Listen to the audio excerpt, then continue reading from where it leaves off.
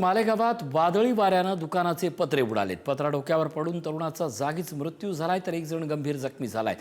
वीज पुरवठा बंद असल्याने अनर्थ टळला। मालेगावात आलेल्या जोरदार वादळी वारा आणि पावसामुळे शहरातील पवारवाडी भागात एका कारखान्याचे पत्रे उडाले तेव्हा रस्त्याच्या कडेला उभ्या असलेल्या तरुणाच्या डोक्यावर एक पत्रा पडून त्याचा जागीच मृत्यू झालाय तर या घटनेत दुसरा तरुण गंभीर जखमी झालाय। यात एका विद्युत पोलवर देखील पत्रा पडला, मात्र सुदैवाने विद्युत पुरवठा बंद असल्याने मोठा अनर्थ टळून मोठी जीवितहानी टळली आहे।